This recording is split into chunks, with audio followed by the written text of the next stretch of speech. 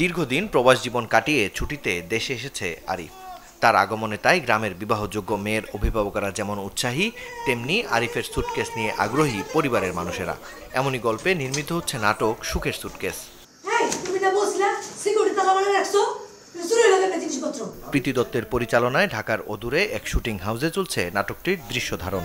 অনামিকা মণ্ডলের রচনায় সুখের সুটকেস নাটকে যেমন অভিনয় করেছেন টিভি নাটকের এক ঝাঁক পরিচিত মুখ, তেমনি প্রধান দুই পাত্রপাত্রীর ভূমিকায় আছেন নিলয় আলমগীর ও তানিয়া বৃষ্টি। প্রবাসী দেশে আসার পর সুটকেসের মধ্যে কি আছে এই জিনিসগুলো দেখার জন্য সবার যে আগ্রহটা থাকে, তো এটা নিয়ে গল্পটা শুরু হয়। তো একটা প্রবাসীর আসলে কষ্টের ব্যাপারগুলো তুলে ধরা হয়েছে বিভিন্ন হাস্যরসের মাধ্যমে।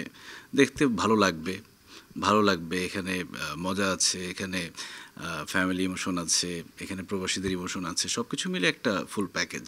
আমাদের লাইফে কোন জিনিসটা আসলে ইম্পর্টেন্ট আর কোনটা না হলেই আসলে মানে কোনো কিছু যায় আসে না। যেটা সবচেয়ে বেশি দরকার সেটা হচ্ছে সুখ আসলে। আর সুখটা শুধু টাকা পয়সা না, এটা খুব নর্মাল একটা জিনিসও আসতে পারে। টাকা পয়সা আসলে সব কিছুর মূল না। সো এই মেসেজটা দিয়েই আসলে আমাদের গল্পটা শেষ হবে। তো গল্পটা খুবই মজা, খুবই ইন্টারেস্টিং, কাজ করে খুব ভালো লাগছে। হাস্যরসের সাথে প্রবাসীদের আবেগ মাখা কিছু মুহূর্তের গল্পে সুখের সুটকেস নাটকে থাকছে গুরুত্বপূর্ণ এক সামাজিক বার্তা। এমনটাই জানালেন নির্মাতা।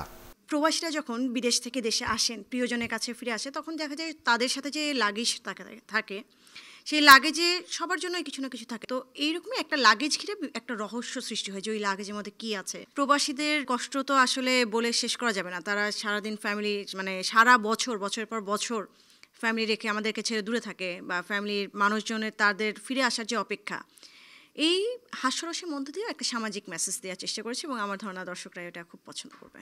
নির্মাতা জানান, পোস্ট প্রোডাকশন শেষে খুব শিগগিরই দেশের একটি বেসরকারি টিভির পাশাপাশি অনলাইনে দেখা যাবে একক নাটক সুখের সুটকেস। মাকসুদুল হকিমু, চ্যানেল 24, ঢাকা।